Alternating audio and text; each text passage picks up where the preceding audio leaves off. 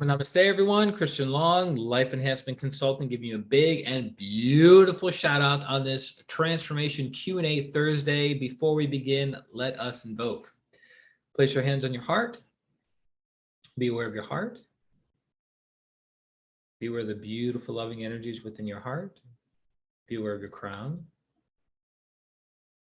Feel the downpour from above. And be aware of the heart of the crown together.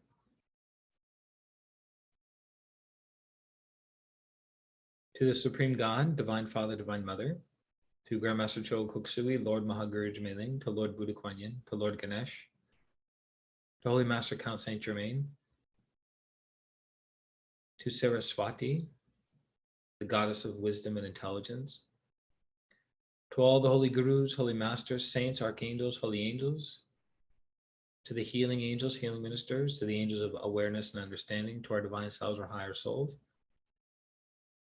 We humbly invoke for your divine light, love, and power, for your divine help, guidance, and protection, for your inner transformation, to know who and what we are, the soul, and to experience that moment by moment in its totality.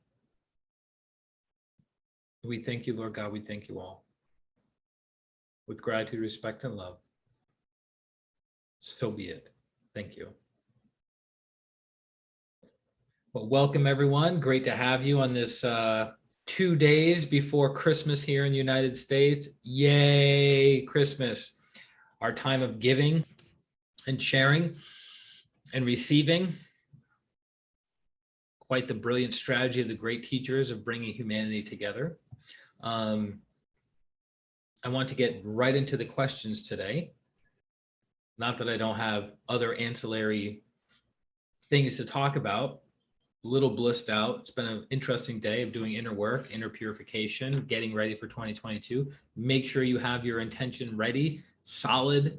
This is what I'm going to be having running in the background of my 2022, whether it's courage, happiness, prosperity, willpower, whatever energy you feel would be. If that energy was there, it would make your year so much more rewarding and it will allow you to move your life forward. So be aware of what that intention is, have your intention, and then be aware of it throughout the year. Okay. So the first question, for those who are new to energy healing, what's your biggest challenge in your experience? Group setting, group question. For those who are new to energy healing, what's your biggest challenge in your experience? If I had to think about my own biggest challenge when I initially got started with energy healing many, many moons ago, it wasn't finding people that were receptive or curious. That's something, right? That's something to get them in the door. Oh, I'm curious. What's energy healing? What's Reiki? What's pranic healing? What's subtle thing? What are you talking about? Healing? Healing what? How do you do healing? So it wasn't that difficult. A challenge. I think a big challenge I've seen in my life and the lives of other people who do energy healing professionally is having the person's expectations be realistic, right? It's interesting that in the world of allopathic or traditional medicine, we don't really have miraculous expectations when we go in for a treatment, right? There's a specific protocol that has been proven with tens of thousands, hundreds of thousands, even millions of people over, say, the past 100 years on, okay, this treatment done in this person this many times will yield this result, or the probability of this result being yielded is very, very high, okay? But when people enter the world of energy healing and meditation and things that are in the spiritual realm, it's almost like their expectations go through the roof of like, well, I have stage 4 cancer and I expect a healing session to heal me completely of that stage 4 cancer. And it's like, well, you've already spent $100,000 and 6 months of chemotherapy treatment and the cancer has not gone into remission. But you come in for a 1 hour, say, healing session and you're expecting to be completely healed of cancer. Right. So I think the biggest challenge of working with people in the realm of energy healing is giving them, it's like building a bridge of understanding of like, okay, well, this is something you know about allopathic traditional medicine that, if you go, the one I use most commonly with people is antibiotics, right? So if you have an infection, you go to the doctor and the doctor says, okay, I'm going to prescribe you these antibiotics, take this dosage 2 or 3 times a day for the next 5 days. Now, what if the participant or the patient, instead of taking the medicine over 5 days, took all the medicine at one time? What would likely happen? They get sick, they could even die, right? So there's a reason that you're taking that amount in that way over a period of 5 days. So it would be the same thing with doing a protocol, at least within pranic healing. I can't speak for all other energy healing modalities, but at least for pranic healing, it's okay, you have a migraine headache of a certain severity that you've had for a certain period of time. We've looked at the physical factors. We've looked at the psychological factors. We've isolated a few of those factors. And in our experience, we have to do this, this, and this, and you'll have an 85% improvement after 2 weeks, right? If it's been a chronic migraine headache. Now, if the person just has a headache, typically one healing in 30 minutes, the person's headache will go away. Now, isn't it funny that wouldn't that be miraculous under most ordinary circumstances? Right? Somebody has a throbbing headache that from their experience that when I have a throbbing headache, it will last maybe 3 or 4 hours. So someone's getting a throbbing headache, they reach over to their friend or family member who happens to be a pranic healer. That person waves their hands in the air, right? Essentially for 15 minutes. And then all of a sudden the person's headache is completely gone with no physical touch and no physical influence of an aspirin or some kind of medication to numb the symptoms of the headache. Isn't that miraculous? Or if you get a cut and you've gotten cuts in the past and you know how long it takes for a cut to be sealed, right? And somebody does healing on your cut and it's not only sealed sooner than you've ever experienced, but it's also, it doesn't leave a scar, right? Wouldn't that be miraculous? So I think the biggest challenge with working with people in energy healing is setting their expectations realistically. And that's why when you talk with somebody, you have to understand them very, very well, right? What their age is, the severity of the condition, how long they've had the condition, all the factors that are influencing that condition. And then your level your proficiency as a healer. The karma of the person's maybe not going to reveal itself to you right in the initial consultation with the person, but then you also have to know the protocol, which is helpful. I don't know every single protocol in all the pranic healing books, backwards and forwards. The masters do, which is amazing to me. I haven't sat down to memorize them, but they're like an encyclopedia. They're like, oh, you have a migraine headache? Okay, we do this, this, and this. But if you know the principles of pranic healing, then you can pretty much figure out the protocol as you go. But it's helpful to know the protocol so you know all the backstory of the person, but then you can also learn the protocol and go, okay, with your condition and all the different factors we've considered and the protocol, okay, it's going to be 3 healings a week for the next month. That's your expectation. And with that protocol, we found that the improvement is 50%, right? Setting the expectations. We can't guarantee any specific result because nobody can guarantee any specific result. Even allopathic traditional medicine cannot guarantee a specific result. There's a high probability, but nothing is guaranteed, right? So in pranic healing or hatha yoga, the protocols have been done tens of thousands, even hundreds of thousands of times over the past 30 years. So we have a pretty good idea that this is the result that you're going to get. Now, if you have a master do the healing versus a basic practitioner do the healing, you're going to get probably a different result and sooner. Okay. So that would be off the top of my head, one of the biggest challenges is setting people's expectations realistically with healing, with energy healing. And we do that by building the bridge of what they already know of traditional allopathic medicine treatments, explain to them, look, there's a process. It doesn't Actually, a client of mine had a bronchial infection, and the prescription was to take the antibiotics for 10 days, and she didn't want to take them. So her condition, it got better through healing, but that's a different story. Her condition didn't improve because of the medication, because she chose not to follow the protocol, right, of the doctor. And again, we always say that pranic healing doesn't replace allopathic medicine. Pranic healing complements allopathic medicine. You add it to it, right? You don't say only do pranic healing, but we also don't say only do traditional allopathic medicine. We say hit it with everything in the kitchen sink, right? But the expectation is somebody wants to get healing as soon as possible, right? My client wanted to be healed of her bronchial infection as soon as possible. She didn't want to wait 10 days, right? But ironically enough, she wasn't doing the protocol, taking the medication to heal it within 10 days. But do you see what I'm saying? It's setting the expectation. So people that come to you with a condition or ailment for healing, they want it resolved immediately. Like, I have this relationship problem. I need you to take care of it immediately. I have this financial problem. I need you to take care of it immediately. I have whatever. And it's like, well, other means of healing and therapy and treatments don't work that fast. So why do you have the expectation that pranic healing or some spiritual healing or energy healing modality is going to give you a result much, much faster?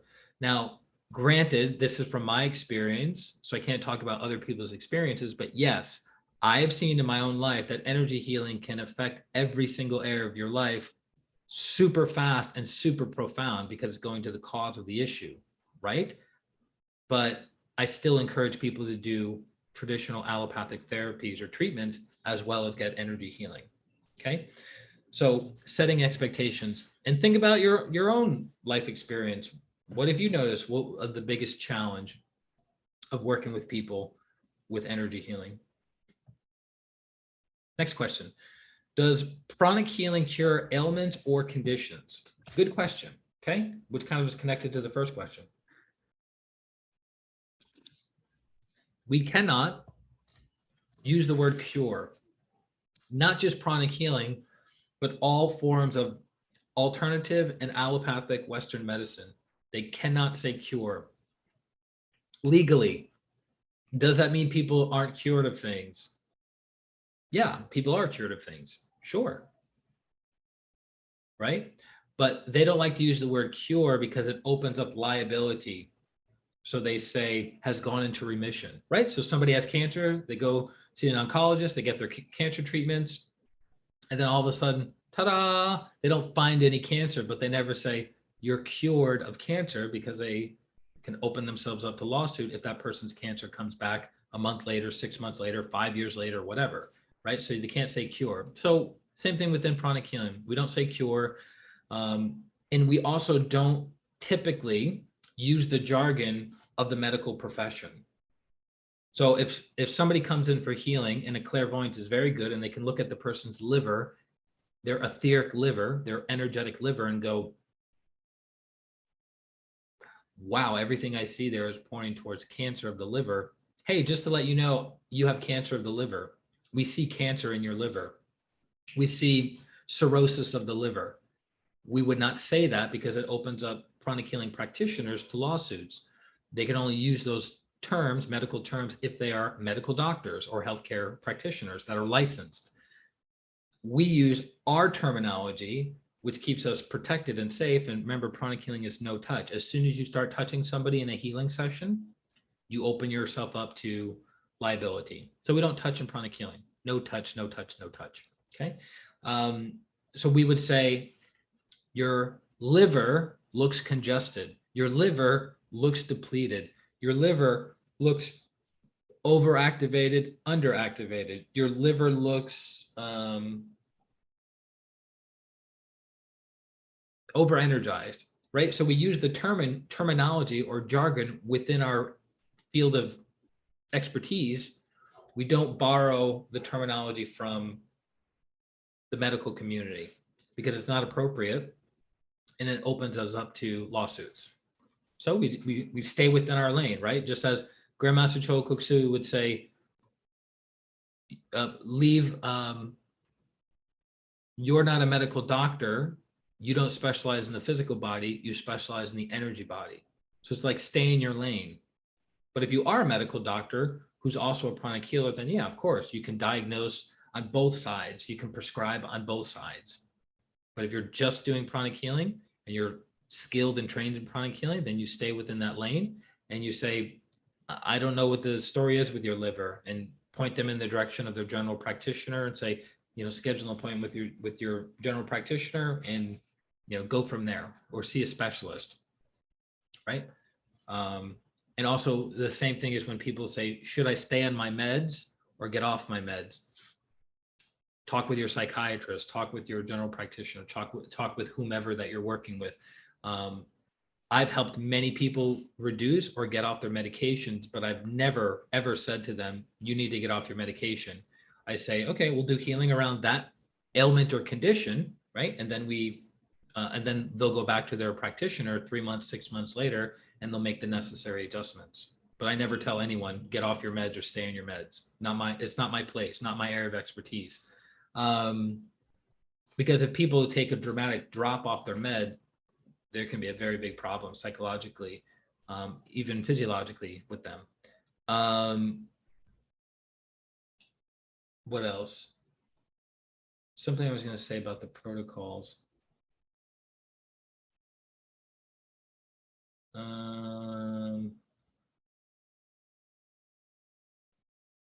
Let's see. So we covered that. So we don't use the word cure. We stay in our lane.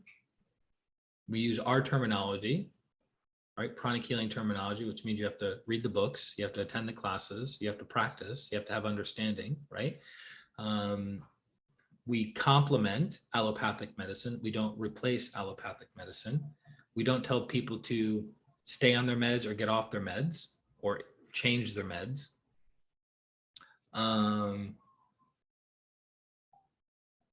There's something about medication I want to cover. I guess it's not coming to me right now.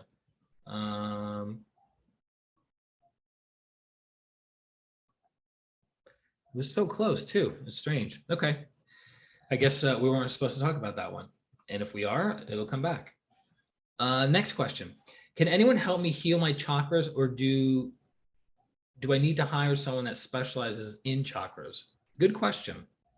I'm reminded of a story of Master Choa in class that was asked the question about using a healing crystal, right? So in pranic healing, we have our tools, right? We have our tools that we use for healing. So this is one of our tools.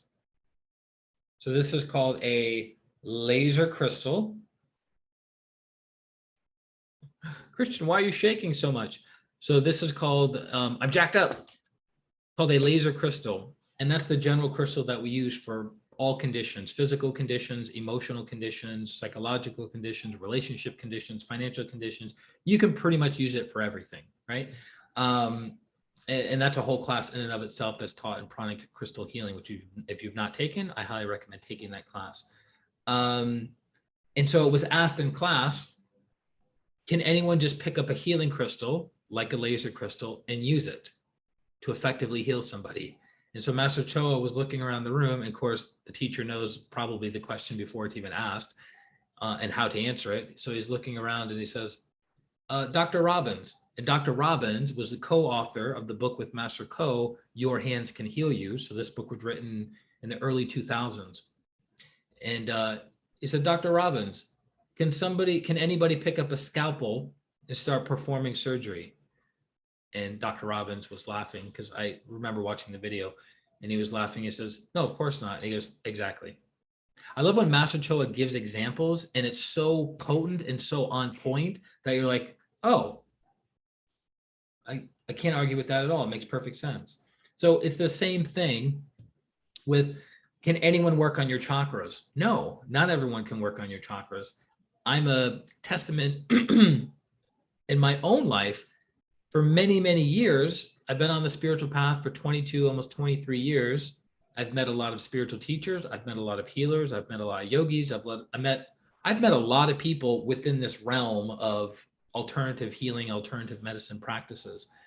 And I can tell you wholeheartedly that there are some people that are better than others. And it's not a criticism. It's not a diss or putting anyone down or making anyone feel small. But I know unequivocally that there have been people who have worked on me that I felt very uneasy with. And then shortly thereafter, my body became very sick. Irritability came up, not like all kinds of things. And it's happened multiple times. And most times I was intuitive and I go, there's something about this person's energy that I can't put my finger on that makes me feel uncomfortable. I don't want to work with this person. I don't want them blessing me. I don't want them healing me. I don't want them doing magic for me. But that wasn't always the case. In the beginning, I was always open. Yeah, sure. You want to heal me? Heal me. You want to bless me? Bless me. You want to do something? Great. I'm super open to it. And I kept getting negative feedback from those experiences. But then other people who I knew were well-trained, capable, competent healers, and I liked their energy, not just pranic healers, but I liked their energy. I had good experiences working with them. Strange, right?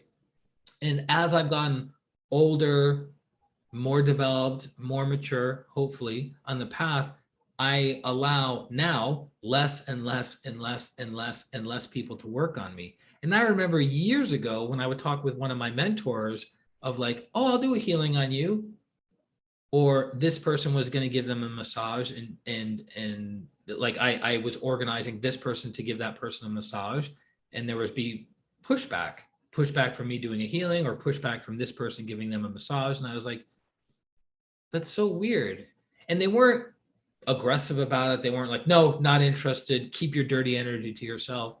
It was more of like this firm boundary of like, oh, I appreciate the offer, but I got it. Thank you very much. Or I have someone working on me, or no, I'm doing something else, or what have you. And I didn't really get it then. And it took me many, many, many, many years later to actually get it experientially of like, there are certain people you should have working on you and other people you should not have working on you.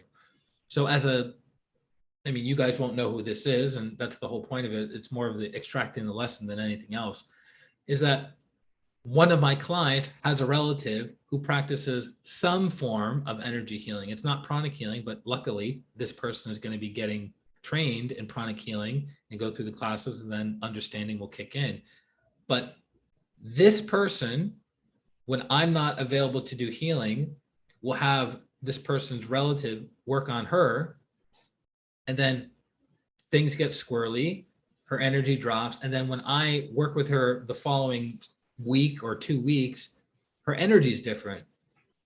Her energy is dirtier. It's not as subtle. It's not refined. And I'm like, what's going on here? And it consistently happened. It happened so much that I could then not even know about the relative and go, hey, was so-and-so working on you the past few days? Yeah, how do you know? And so then my mentor, who's very good at looking at energy, was saying, well, wait a minute. Every time, look at the energy. Every time she works with that person, her energy drops and her energy gets super dirty. She needs to stop working with that person. And so it is what it is. I've done my best to say, maybe, lovingly, kindly, but firmly say, I'm doing something with my professional healer who I've hired, and he's asking me, no outside sessions from other practitioners. Also, I don't know what the person's doing, right? So if I have a certain protocol that requires a certain amount of healings in a certain period of time that's doing something to the person's aura and chakras, and someone else is adding something to the soup, as it were, it's going to turn out with a different, we're going to get a different product, a different kind of soup. What's the old term? Too many chefs in the kitchen. It's the same thing. It's like, you don't want 5 people doing healing on you. And while we're at it, within pranic healing or hatha yoga, when there's a big emergency, someone has to be rushed to the hospital, there's a healing crew that's picked out by one of the masters or organized by a senior person. And guess what? Everyone is on the same page for the protocol. So it's not 10 people all doing their own thing. It's 10 people that have been assigned specific protocol to do it a specific time in a specific way. And all the people that are on a healing squad, as it were, are trained healers. So it's not just some random person who knows something about energy healing that's being assigned, hey, you work on the kidneys. Work on the kidneys? What does that even mean? Okay, you work on the spine. All right, you work on the emotional body. All right, you work on trauma.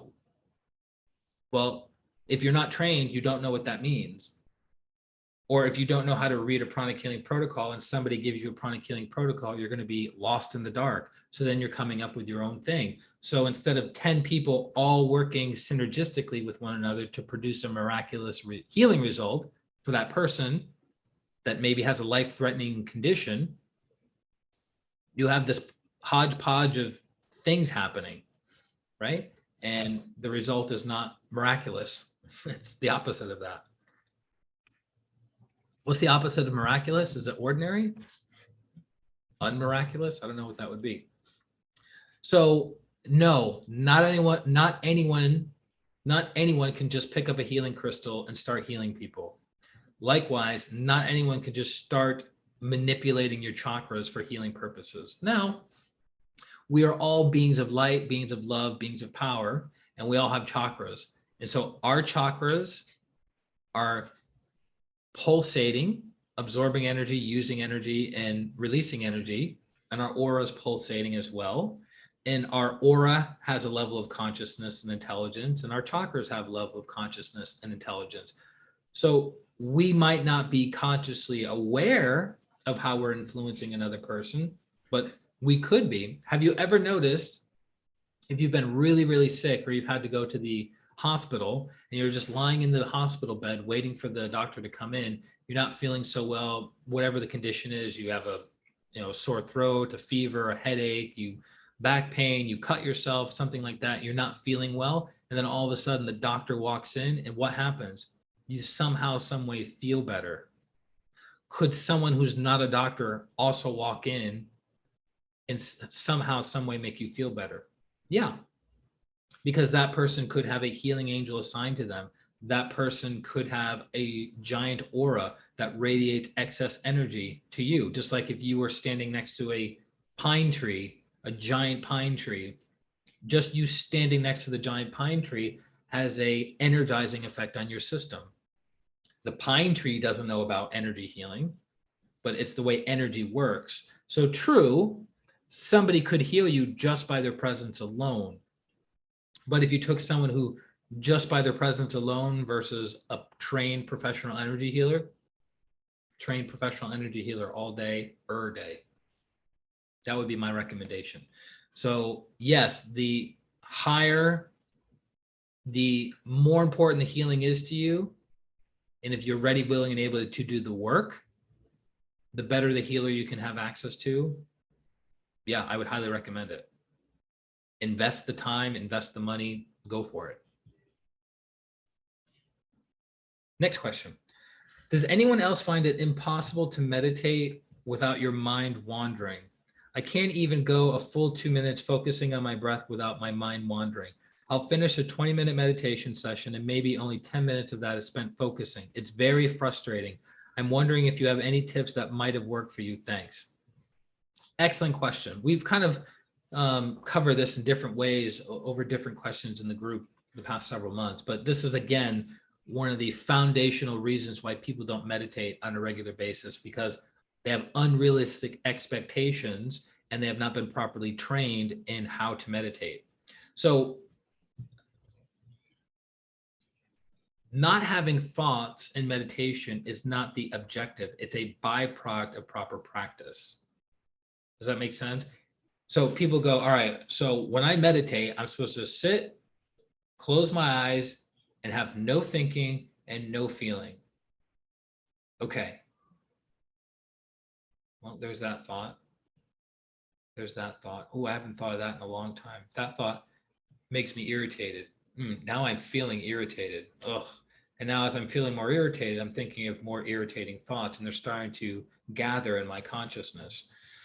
Ugh. When's this meditation going to be over? Right? So the person doesn't have proper expectation and doesn't have proper understanding of what they're doing. So in pranic healing and Hatha yoga, the format is pretty much the same for all the meditations. We do physical exercises, which does what?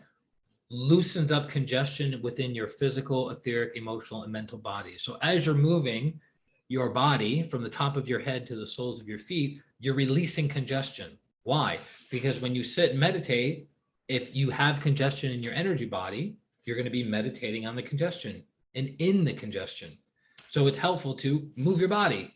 It doesn't have to be the specific exercises that we do. It could be hatha yoga. It could be sun salutations. It could be a quick workout at the gym. It could be running on the treadmill. It could be running around a track. It could be rollerblading around town for 20 minutes, right?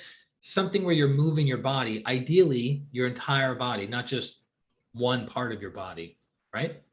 So then that preparation gets you ready for your breathing. What's the purpose of breathing? You're first stilling the physical body when you're doing your pranayamas. Then you're calming your emotions so your emotional body isn't so stimulated. You're stilling your mind, not on purpose. You're not like, okay, mind, shut up. No more talking. Shut your mind mouth. No, you're just doing your pranayama, which the byproduct of doing your pranayamas properly is your body is still, your emotions are calm, your mind is clean, bright, and still. And then your energy body expands, which allows you to connect to your higher soul because that cord is expanding. As this cord expands, what happens? Energy pours down and it further cleans out your energy body, right? That's how it works. So if you skip exercising, it's going to make breathing harder. And if you skip exercising and breathing, it's going to make your meditation harder. So then you do the exercises, you do your breathing, then you do your meditation, whatever your meditation is. This doesn't just have to be a pranic healing meditation. It could be any meditation.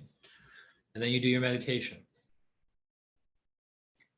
And then you notice at one point, hey, wait a minute, I'm not thinking anything. Oh, well, I'm thinking of not thinking anything right now. Okay.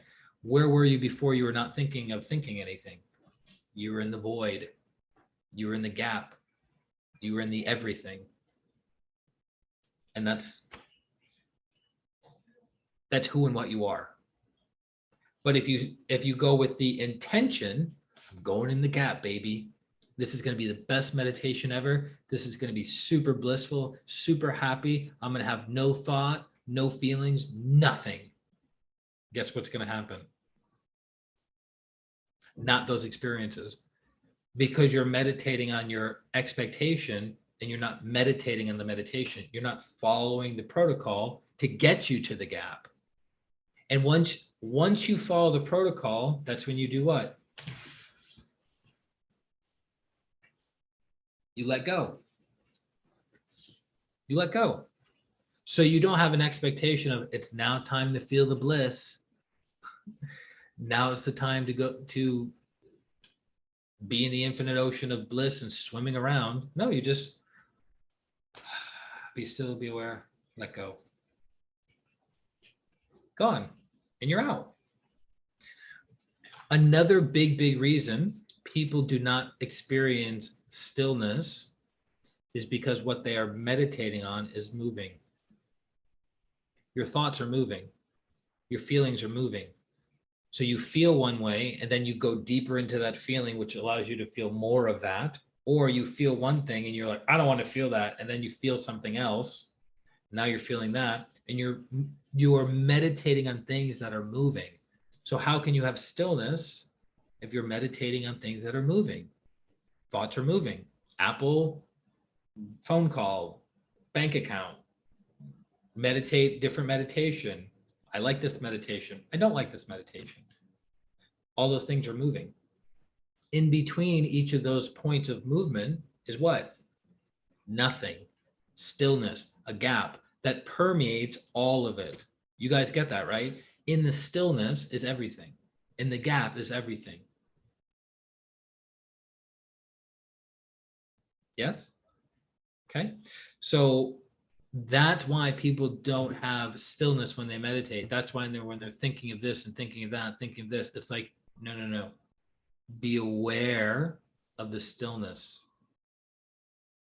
When you're aware of the stillness, trust me, your thoughts are like, where did he go? Where did she go? When you meditate in the stillness, your emotional body is like, huh? It can't go where you go. Does that make sense? When you're meditating on stillness, your mind can't go there. Your emotions can't go there because it's too far out there for those bodies. And then you get charged up. In essence, things happen in the stillness, they happen in the void, and then you come back into your body and okay, you're now a more soul infused human being. So now your mental body has all the energies of the stillness. Your emotional body has all the energies of the stillness. Your etheric and physical bodies have more stillness in them. Make sense? So don't go in with the expectation, and also have proper guidance in your spiritual practices. Next question. I'm angry. I'm always angry, and I'm so tired of being this way. This post is written without any thought and more out of desperation than anything else. I was hoping somebody here would have a story about how and if meditation helped with anger issues. It's unfair to my wife, children, and loved ones how quick to anger and annoyed I am all the time. I don't want to be like this, and I'm tired of it. Just to be clear, there has never been an incident of physical violence related to my anger issues. Edit. Just thought I'd address one more point, as many people have rightly suggested I make sure my issues are not related to health issues. I'm above average fit as I lift heavy weights often and cycle as my main mode of transport. I've spoken to therapists before, and so far there have been no indication of disorders such as bipolar. But I agree, mental and physical health are the first aspects I would make sure are in order if someone was asking me the question I'm putting forth. There's a lot to it, right? What did you notice? What did you notice first of all? I'm angry. I'm always angry, and I'm so tired of being this way. So the person is identifying with their anger. So if you identify with the soul, you can be objective about things. I'm not this. But if you are, I am this, you become what? Entangled with that energy. What's the energy? In this case, anger. So the person literally thinks they are anger. And we notice with programs are funny, always absolute, one side or the other. I'm always angry. Is that accurate? Meaning this person, A, never has any peace, B, never has any neutral energies, and C, is always angry. That's obviously not accurate, but the person's coming from a point of desperation and coming from a program. So it's black or white. There's no gray areas with programs when someone's in them. So the person's desperate. And asking if meditation would help with anger. As Grandmaster Choa Kok Sui would say, we are all meditating, but some of us are meditating on the wrong things. Meaning meditation is what? Where we're putting our awareness. So I can put my awareness on the gap. I can put my awareness on anger. I can put my awareness on peace. I can put my awareness on confusion. I can put my awareness somewhere. So this person is experiencing anger, then it continues to strengthen in his system. He continues to meditate on it, and it continues to be a self-fulfilling prophecy because it's building momentum in his system. So he first has to recognize, I am not anger. Anger is something my emotional body is experiencing. Number two, forgiveness, forgiveness, forgiveness. I don't care what it is. Every time you're angry about something, it's because you haven't forgiven yourself, a person, or a situation, period. Always do forgiveness. And if you really don't want to do forgiveness, that's even more of a reason to do forgiveness. Super, super important. So number one, recognizing you are the soul. Number two, recognizing you are not the anger. Number three, doing forgiveness on the thing that has the most emotional bite. So if I said to you, who's making you angry or what is making you angry, the first thing that comes to your mind, that's what you need to start practicing forgiveness on, because it's the one that has the most intensity of bite on your psychology. So if you see a picture of a parent flash in front of your eyes, that's the person you do forgiveness on. If you see yourself, or you catch yourself in a program of like, I don't deserve to be happy. Well, I don't need to forgive myself. There you go. Right back to the self. So then you need to do forgiveness on yourself. In almost all circumstances, anyways, you need to do forgiveness on yourself. Even if you are angry at so-and-so, do forgiveness on them and then do forgiveness on yourself. So I typically recommend that people do 7 days of forgiveness on one person, right? And then 7 days on someone else. If it's a relative, a parent, a sibling, somebody that you have decades of experience with, then I would recommend doing 30 days of forgiveness. So if you have a lot of anger around your mother, 30 days of forgiveness instead of 7. A lot of anger around your father, 30 days of forgiveness instead of 7. If you have a lot of anger around a sibling, 30 days. That's what I would recommend. And then after 30 days, energy will shift. As you change the energy, you will change as a person and they will change as a person. And the interaction will change between the two of you.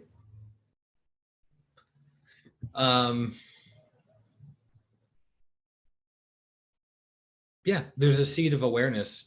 There's a seed of anger within this person that's producing fruit. So I have a pretty good idea that it's very, very deep and very, very old, because we don't just all of a sudden have anger all the time, right? There's a lack of awareness of it building up, building up, building up, building up, and building up. And then all of a sudden it's like all we see is red all day long. But it didn't just happen overnight. Typically it took a period of years to happen. That's what I would recommend. And then from that, from practicing forgiveness, it's therapeutic, it's healing, it's soothing, it's nurturing, and it gives you perspective. Then you can kind of have the next plan of attack of like, okay, I think I should do this. Because when you're angry, you can't think clearly. When you're calm and you're peaceful, you can think clearly. And then obviously I'm going to promote pranic psychotherapy, right? Because it speeds up the process of healing. Getting coaching speeds up the process of awareness. And through awareness, we can have healing and inner transformation. Next question. I thought it said intimate. What's an adequate amount of meditation for me? 21-year-old guy here, been through a pretty tough year, had lots of things go wrong with school, work 2 jobs, anxiety has been through the roof, and it's been the most stressed I've been in a long time. Now that I'm on winter break, I'm trying to get myself back together a bit. A lot of friends have been suggesting meditation, so I'm considering doing that. How long a day do you guys think I should meditate? I mean, I always recommend beginners and advanced yogis start doing Twin Hearts meditation. 20 minutes long, 10 minutes to do your exercises, 20 minutes to do the meditation. You can get it on iTunes or Android or the Google platform. And then 5 minutes of exercise at the end. So you're all in for 35 minutes. And it's easy because it's guided. If you just left a beginning person who's never done meditation before to the wolves, it's like, just sit quietly for 20 minutes. It would drive them crazy. But if you have a guided meditation, it gives the mind something to focus on for the period of the meditation. And then we do what? Be aware of the 12th chakra, the brilliant point of light, 12 inches above the crown. Listen to the Om, be aware of the Om, be aware of the stillness, gap in between each Om, and let go. Okay, I can do that. And then as they're doing it, things start happening. So Twin Hearts is a great foundational meditation that's been done for thousands of years, just called different names. It's a great beginning meditation for people. I started off with transcendental meditation and had beautiful experiences. You get a mantra, you practice the mantra for 20 minutes, you bliss out, and you're good to go.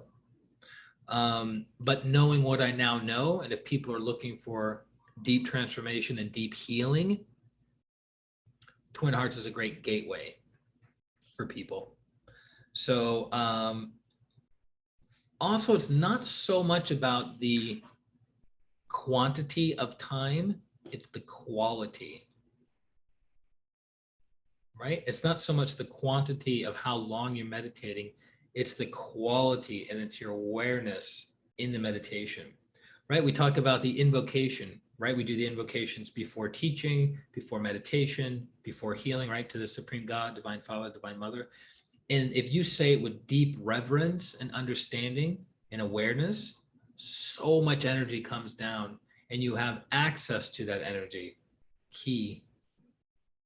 Lots of energy comes down and you have access to it if you're super receptive and super conductive. But if you just like, yeah, all right, let's get this over with to the Supreme God, yada, yada, yada. It's not as transformative. Just like if you're doing a meditation, like, oh, all right, let me set it 20 minutes, whatever. One of the masters in Pranic Healing talked about at the end of the Twin Hearts meditation, he would fast forward it through the Om because he just wanted to get it over with. And then he realized many years later how much he missed out on his development. Now, obviously, he's continued his practice and he's very, very developed. And it's not about, okay, I've done 2 hours of inner work today, 3 hours of inner work today, 4 hours of inner work today. It's not about that. It's about how high were you able to go and how high were you able to sustain, how long could you sustain that highness? Not like you can have a spiritual experience that's so potent that it can transform your life and it can take months, if not years, to assimilate that one experience. Right? It's not so much of like, it's more of the quality than the quantity. It sounds kind of like paradoxical because at the same time we say, what's the difference between a saint and a savage? The spiritual connection is stronger with a saint than a savage. Qualitatively, they're the same. Quantitatively, they're not. The saint has a greater reservoir of divine energy access to than the savage does. But I guess this is why truth is paradoxical. But if you can sit down and do a 5-minute Twin Hearts meditation with lots of reverence, it's going to be better than doing a 30-minute Twin Hearts meditation with just like, all right, I got to get this over with. You see the difference? Did I lose you? Okay. So in essence, the takeaway is I would start with Twin Hearts meditation, do the 20 minutes, and then if you want to accelerate your spiritual growth and development faster, then look into something like Arhatic Yoga. Next question. Happy thoughts arriving while meditating. Greetings to everyone. As the title says, sometimes while I meditate or I'm doing yoga, happy thoughts come to my mind and I smile or directly laugh. With happy thoughts, I mean things like remembering to gather with friends or being with my family. Is that bad? Do I have lack of concentration? So think about that question the person's asking. I'm having good thoughts and I'm laughing out loud when I'm doing my spiritual practices or my yoga. Is that bad? Is there something wrong with me? Am I dysfunctional? Of course not, right? We don't have to, it's not about drudgery. Spiritually evolving doesn't need to be full of drudgery. In fact, that's one of the lessons. And actually, there's another lesson to this as well. We have to reach a level of equanimity of both negative and positive experiences of thoughts, feelings, and actions. So we might be saying, God, I'd love to have happy and joyful thoughts when I meditate, right? In the beginning of Twin Hearts, what do? Be aware of the heart, think of a happy event. Be aware of the crown, think of a happy event. Why? To activate the heart, so it's bigger. To activate the crown, so it's bigger, brings down more energy. But at some point in our spiritual development, we transcend both the negative and the positive. We're not influenced by happy thoughts and happy feelings because we are the soul. Because emotions are in the emotional body, thoughts are in the mental body. The soul is beyond both of them. So that's the goal. We reach a point of realization that we are like, oh, that's a nice feeling. I'm feeling bliss. But then you go higher and higher and higher. And so even happy thoughts, we transcend. Even happy feelings, we transcend. Now, I get it. This is a little bit out there for a lot of people's development, including myself. I haven't fully transcended all negative thoughts and all positive thoughts yet. Right? But you reach a point that you've reached equanimity. You're just there. You guys know what I'm talking about? You're not feeling a good feeling and you're not thinking a good thought. You just are. And that's where we want to be in our bodies, in our mental body, our emotional body, in our physical bodies. And we are guided by the will of the higher soul. I hope I didn't lose you guys. It sounds easier said than done. It's not. It takes lifetimes of practice to get there. But where this person is, they're questioning themselves. Do I lack concentration because I'm meditating, and shouldn't I be experiencing other things than just happy thoughts and happy feelings? No, there's nothing wrong with that. If you're following the meditation properly that was taught to you by a good teacher or even a great teacher, then you're fine, right? If you look at, I'm thinking of some of the Sufis that I know. When they do their spiritual practices, they're blissed out of their mind. They're gone. They're gone. But I would be willing to say that they are not quote unquote happy. They're way beyond happy. They've, in essence, in their practice, they've transcended happiness. So they're not like, oh, that's like, they're not like thinking of like, oh, that was a great movie, or that was a delicious dish, right? It's not so concrete. It's more and more and more abstract. Remember, we have energy coming from the higher soul that goes into the crown chakra, and it gets what? Transformed into more concrete. So this is called materialization. And then when we have lower energies going upwards, it's called transformation as well. It's also called transmutation, and it's called spiritualism. You're spiritualizing lower energies. So you're making them go from gross and dense to subtle and refined. So when a Sufi is in their ecstatic state, it's not them going like, oh, it's not them thinking of things or feeling it. They are gone. They're in the realm of the non-form. Make sense? Okay, perfect. All right, next question. Getting blissed out. Don't you mean happy? Okay. Next question. Sometimes when I meditate, I experience so much bliss that I cannot come back into my body for hours. Can I stay out there wherever there is? Good question. It depends. The question is, I meditate, I get so blissed out, I don't want to do anything else. Is that okay? It depends. Too much oneness, too much oneness with the higher soul before the body's been conditioned can make the body sick. That's just the higher soul. We're not talking about the other levels of oneness, right? It can make the body sick. That's why many saints leave their bodies in their early to mid 30s. Obviously, different time periods, nutrition, exercise, disease, what have you. But it's also, from a spiritual point of view, is there's so much divine energy pouring into their bodies that their physical bodies deteriorate rapidly. One of the reasons Grandmaster Chogo Kukui aged so rapidly is because he was practicing our higher Arhatic yoga practices and using himself as the guinea pig. So he's bringing down so much divine energy that it's in essence, breaking apart the cells of his body, aging him. So it's too powerful. It's like the closer and closer and closer you get to the sun, it gets more and more tense, right? You're like, I love the sun. I love laying out and feeling the warm rays on my body and getting that nice caramel tan. Yeah, within reason.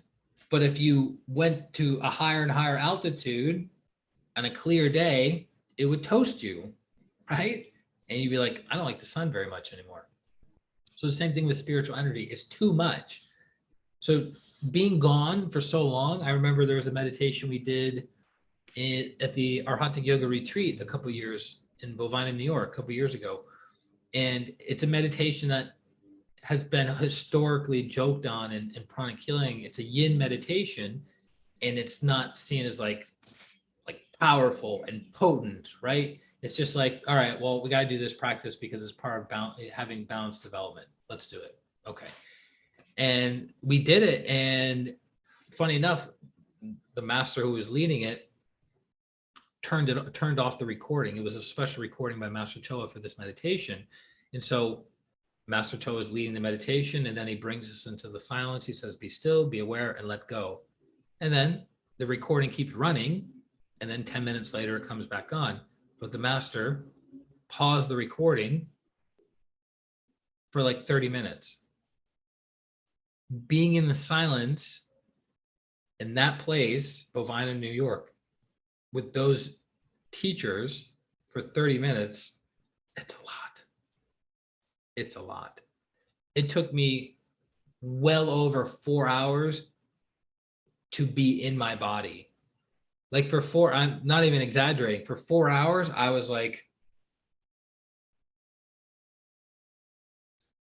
I saw my body moving and being animated, right? I'm like, these are my hands. This is my face. But I was so far observant of it. I was like in another dimension, galaxy, whatever you want to call it. It was like, I have a body somewhere, right? So if you have, so that was a 9-day, was that the 9-day or the 21? That might have been the 21-day retreat, midway through or something like that. What's my point? If you don't have any responsibilities or obligations and your physical body is relatively strong and you do spiritual practices regularly, then yeah, once a month, go ham, leave, stay out there for a while, and then come back and make sure you do lots and lots and lots of extra blessing, lots and lots and lots of physical exercises, lots and lots and lots of storing the energy, right? Because that potency will be too much and you'll become congested and it'll make you not so good. Also, going out there for a long time and staying out there for a long time, it's pulling lots and lots of energy from the lower chakras. So then you won't be very grounded. So if you still have to make money, be productive, you probably don't want to be out of your body all the time. You want to be in your body, right? Which is a big, big challenge that most spiritual people have who aren't regular meditators. So think about if you're already having financial problems and then you start regularly spending lots of time out of your body. You thought you had problems with your finances. Now, wait until you do that.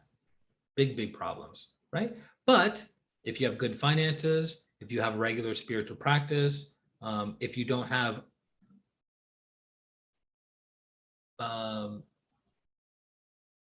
obligations or responsibilities that day or that weekend, then yeah, then go out, then get after it. Just within moderation. I saw this one earlier. This is an excellent question. Thick cord blue light.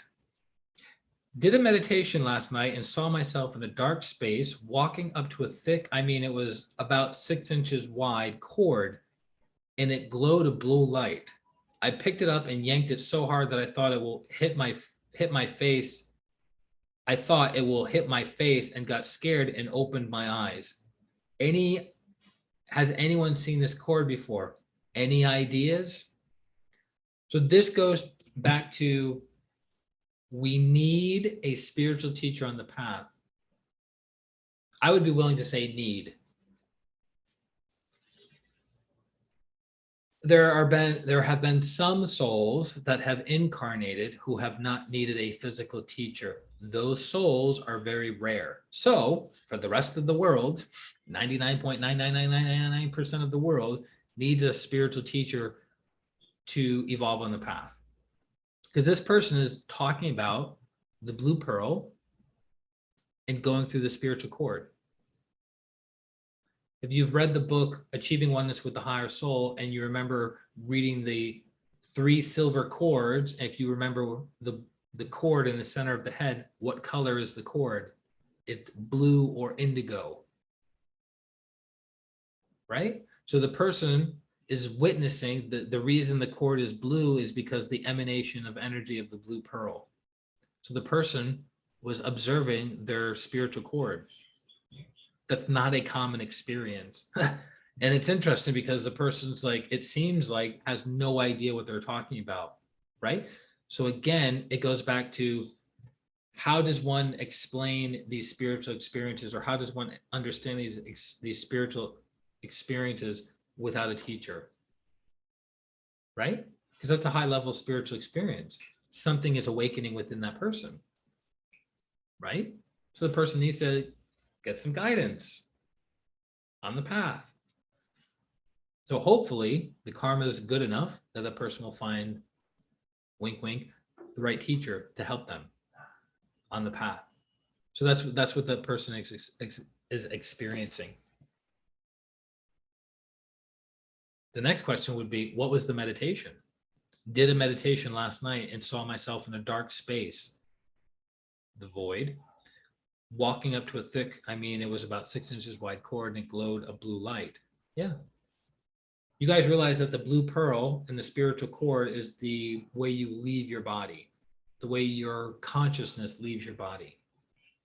And I'm going to give you a spoiler alert. Within you is greater than outside of you. So the world that you're seeking, the dimensions, the beings, the teachers, the galaxies, focus going within, not without. Big nugget. So any ideas? That's my understanding of what's happening. I would, as an idea, I would get a qualified teacher to work with you, because certain things are going to be activated within you, certain things are going to be coming up, and you don't want to have a spiritual downfall or a crisis. It's interesting because, one, it's good karma to have having spiritual experiences is a form of good karma, but also having a teacher there for you, which can be separate, is a form of good karma, because you could have no experiences, but you can also have a teacher that can help you develop super, super fast. Also a form of good karma. So last question. I don't know how to deal with this. I feel scared, angry, and confused. Basically, someone harassed me when I was walking down my street and kept recording me and blocking my way with his car. My mind has been racing ever since. My chest feels painful and tight. Not just the chest. I only slept 4 hours. I had a dream about the situation. I don't know what is wrong with me. I keep thinking about this situation over and over, and it keeps replaying, and I try to tweak it into what I should have done and what will happen in the future now that he knows where I live. Called police, but I was dumb enough to not get driver plate. I just want to calm down and not think about it. I did well and got out of there within 2 minutes, but I keep thinking and beating myself up about it. I don't know what to do. I'm tired of this feeling in my heart. Okay, so the person needs healing. So there was a traumatic experience. It's stuck in the solar plexus. The solar plexus is manufacturing the anxiety and the stress, and then it's going into the throat, and then the situation is being replayed again over and over and over and over and over. So you're having a traumatic thought form being created, manufactured in the solar plexus, in the throat. The throat's giving it form, the solar plexus is giving it emotional energy, then it's giving it more form, and then crystallizing the form, and then giving it more emotional energy, and then it gets bigger and bigger and bigger. So it creates a trauma within that person. So that person needs to have healing first and foremost, then have understanding, then have forgiveness, right? Because what are the two energies that bind us to each other? Hate and love. But the energy coming from us and back to us is different between love and hate, right? So if this person can't stop thinking about the person, also the cord needs to be disconnected between both people. But the weird thing is, at some point, the trauma will be created, who will be so energized within their system that it will start attracting future persons and situations that mirror that energy. And this person could have long forgotten about that time that they were being aggressive with their car. Make sense? So the person needs to disconnect. They need healing. They need to have blessing. They need to practice forgiveness, and then they can move on about their day. And it's really intense, but it can be healed quickly, right? Which that's another thing to leave you guys with. Get healing sooner than later. I've had clients that say to me, okay, let's do healing after the holidays, or let's do healing after I do this move, or let's do healing after I get this job, or let's do healing when X, Y, and Z falls into place. No, now is the time to get healing. Now is the time to get healing. Now is the time to get healing, not in the future. Because if you get healing now, you're changing the energy for your future.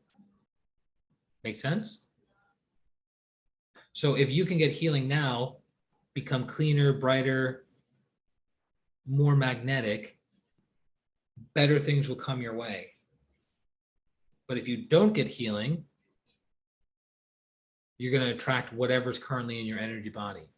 So healing now is always better than healing later. So I want you to keep that in mind. So people, because we're around the holiday season right now, so people are like, let's do healing afterwards, or I'll start this program at the beginning of the new year, or whatever reason or rationale that they have. I'm really busy this week. Can we do healing later? No, healing now, healing now, healing now, healing now. That's how you transform, and that's how you alleviate your suffering moving through life. Okay, so I hope that helps. I hope you guys got big, fat, juicy nuggets out of these amazing questions, and thank you for submitting these questions. May the good karma come back to you many, many, many, many, many times in the form of your heart's desire. And okay, shall we close? Place your hands on your heart. Be aware of your heart. Be aware of your crown. Be aware of them together.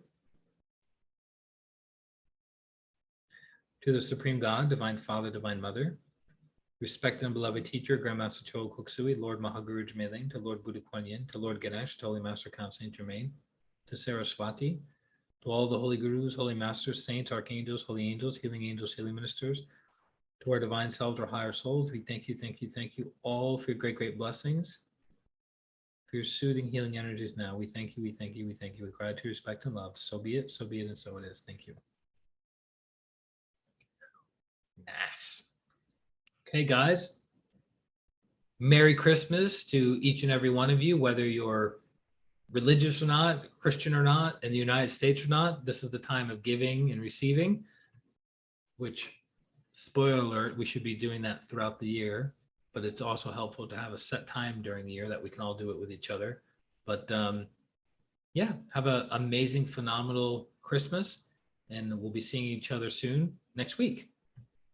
Bye-bye.